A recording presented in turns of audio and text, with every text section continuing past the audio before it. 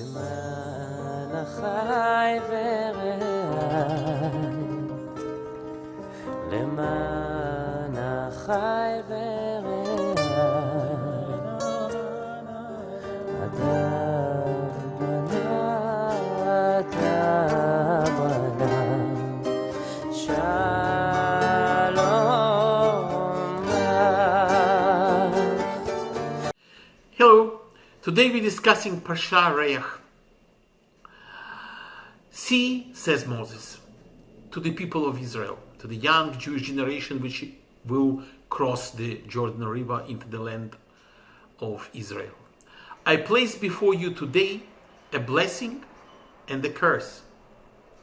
The blessing that will come when they will fulfill God's commandments, and the curse if they will abandon the Torah and God's instructions.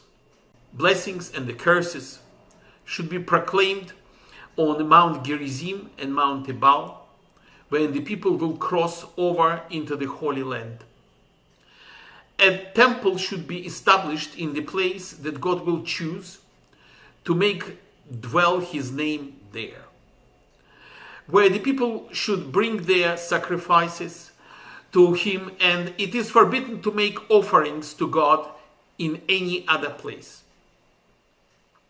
It is permitted to slaughter animals elsewhere, not for sacrifice purposes, but just to eat meat. However, Jews are totally forbidden to drink blood. The blood is poured out upon the altar in the temple, and if it's not in the temple, then they pour it simply into the ground. However, blood cannot be eaten and cannot be consumed by Jews. Then Parsha switches to the issue of the false prophet, or the one who entices others to worship idols. And in this case, Torah says he should be put to death. Moshe says, I should say. And the city where false prophet occurs, and if he rallies people behind him, the city must be destroyed. Then the Parsha switches to identification of the kosher animals and fish, and the list of the kosher and non-kosher birds. All of this is detailed in this Parsha. Then Moshe switches to the description of the charity, the mitzvot and tzedakah. A tenth of all produce is to be eaten in Jerusalem or exchanged for money, with which food can be purchased and eaten in Jerusalem. That means if the person lives far away from Jerusalem and cannot take all the food to Jerusalem, he can sell it, take money and go to Jerusalem and buy another set of foods or whatever and consume it in Jerusalem. Together sharing, obviously, with lots of people. In certain years, this tithe is given to the poor instead, and always the firstborn cattle and sheep are to be offered in the temple as sacrifices, and their meat is given to the Kohanim. The mitzvah of charity obligates a Jew to aid a needy person, a needy fellow, with either giving him the money or actually giving him a loan. And then on sabbatical year occurring on every seventh year, all loans are basically forgiven. All slaves or indentured servants are set free after 6 years of service. And the Parsha concludes with the laws of the 3 pilgrimage festivals, Passover, Shavuot, and Sukkot, when all should go to Jerusalem to see, to the temple, to see what's going on, and to be seen there before God in the Holy Temple. And that's the whole Parsha Reich. What does it all mean? there is a whole mixture of laws, rules, regulations, traditions, very strict curses and excellent blessings. At some point in time in our life, we all experience a problem, a difficulty. It could be health, could be work, feeling weak, sometimes bullied, or relationships issues, or disabilities, and many other things happening to us in our life. In this case, we always have two major choices.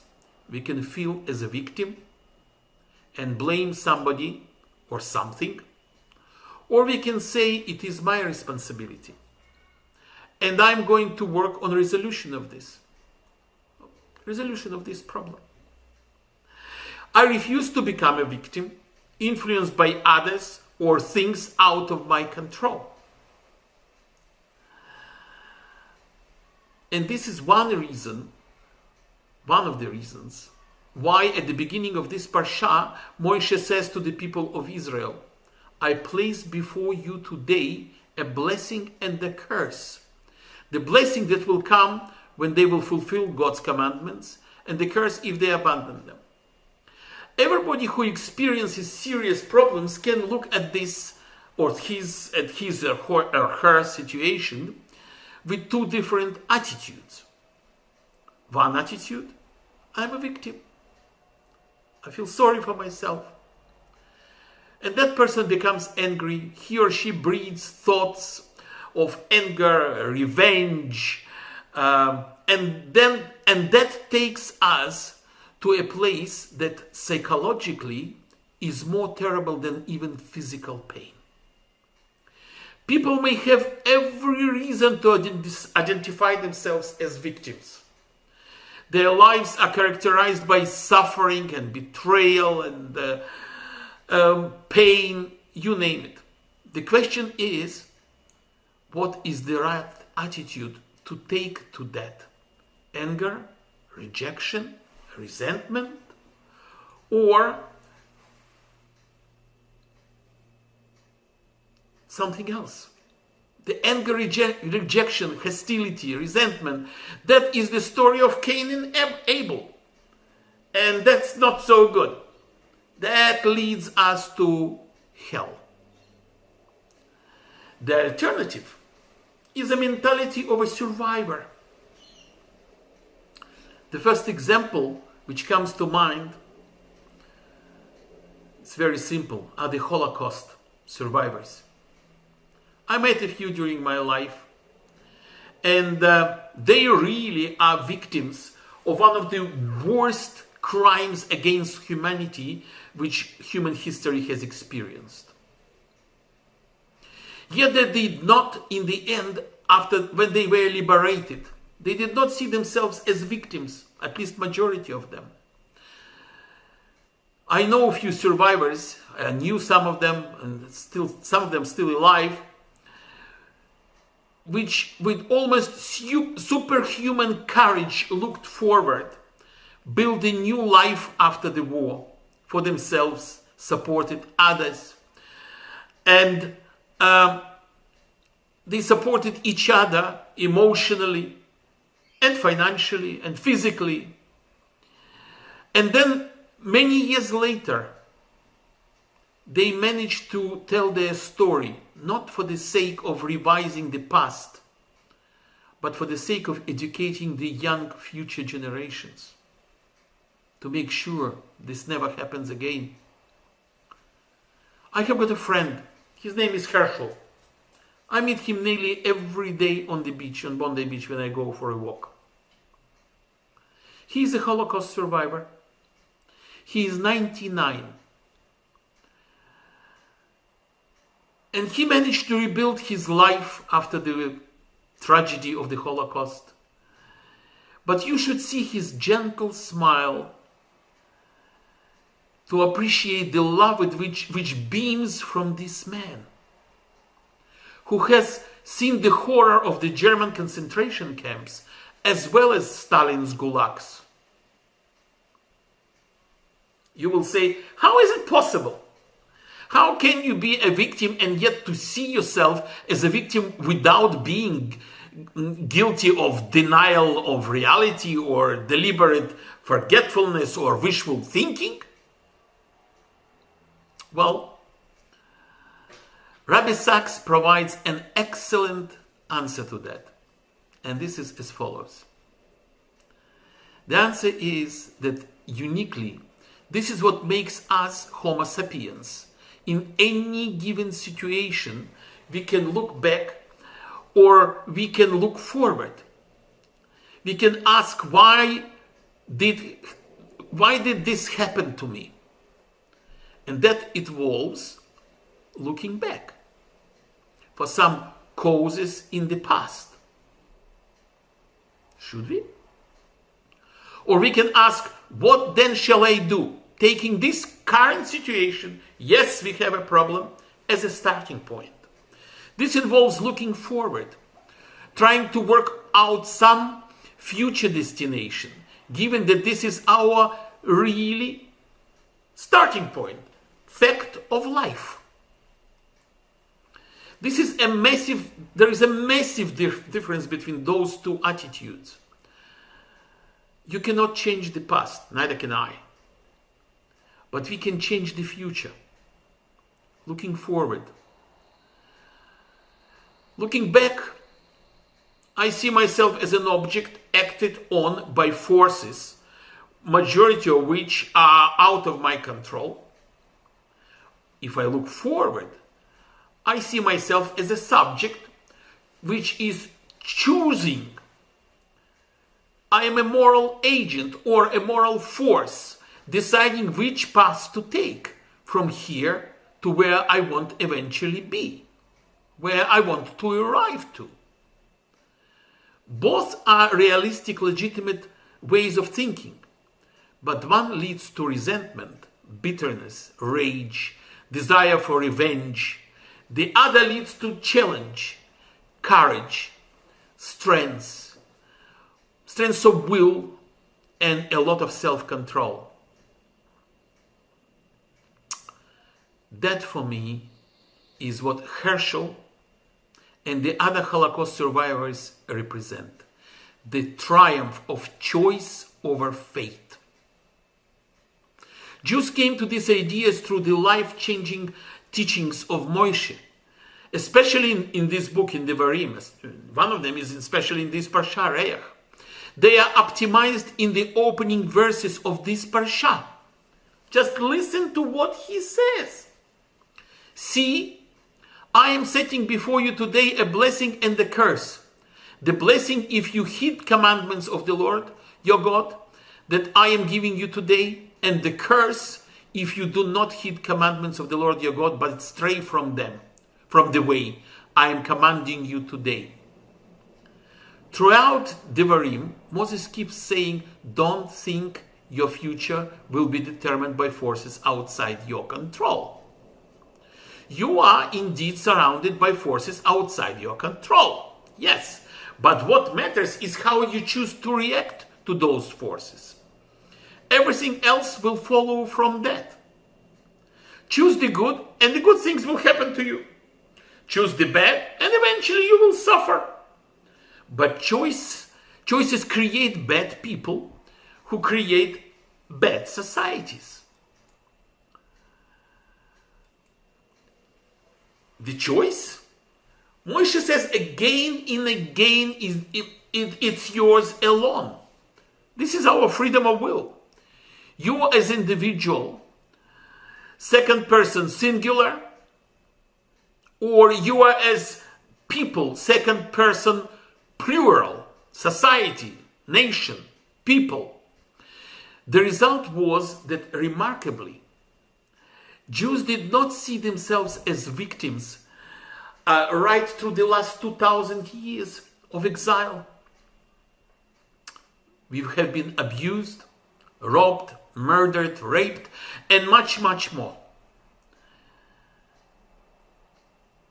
An interesting question. Do religious leaders overlook the moral failings of their people, believing that all you have to do is to perform in the temple rituals, to say the prayers the right way, and all will be well. And God will save us from our enemies if we follow the rules, traditions, and every other regulation. Well, Prophet Jeremiah kept saying in so many words that God will not save us from our enemies until we save ourselves from our own lesser selves.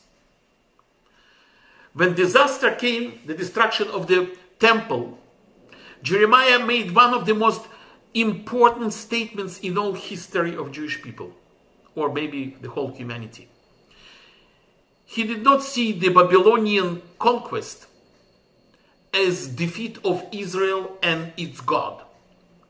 He saw it as defeat of Israel by its God. And this proved to be the salvaging hope. God is still there. He was saying, return to him, and he will return to you. Don't define yourself as a victim of the Babylonians. Define yourself as a free moral agent capable of choosing better future for yourself and for your people. Jews paid an enormous psychological price for seeing history the way they did. Because of our sins, we were exiled from our land. We say repeatedly in our prayers that. Yes, we say that. Because of our sins, we were exiled from our land. We refuse to define ourselves as the victim of anyone else, being Egyptians, Assyrians, Babylonians, Germans, fate, original sin, unconscious drives, blind evolution, genetic determinism, or inevitable consequences of the struggle of power. We blame ourselves because of our sins. This is a heavy load of guilt to carry. And it becomes unbearable unless we keep our belief in our faith and in divine forgiveness, in God's forgiveness. But the alternative is much worse, much heavier. If we define ourselves as victims, asking not what did we do wrong, but saying, who did this to us? Then we are in big trouble. And I repeat again, Moshe says, see, I am setting before you today a blessing and a curse. That was Moses' insistent message in the last months of his life. There is always a choice. Viktor Frankl, an Auschwitz survivor, even in Auschwitz there was one freedom they could not take away from us, he said. The freedom to choose how to respond. Being a victim, victimhood, focuses us on the past, which we cannot change. Choices focuses us on the future, which we can change. Liberating us from being held captive to our resentments and summoning us to the difficult freedom to build our future. That's what choices do. Don't get me wrong. Rebbe Sachs is talking about it in his articles as well. There are really victims in this world, and none of us should minimize their experiences. No one should ever blame a victim, but neither should any of us encourage a victim to stay a victim. It took immense courage for the Holocaust survivors to rise above their victimhood. But what a victory! They won for human freedom, for dignity, and for responsibility. I want to finish with the words of Rebbe Jonathan Sachs. Hence the life-changing idea. Never define yourself as a victim. You cannot change your past, but you can change your future. There is always a choice, and by exercising the strength to choose, we can rise above our fate. Thank you very much. I will see you in the next parsha. למען בית השם אלוקינו, אבק שטוב לה. למען השם אלוקינו, אבק שטוב לה.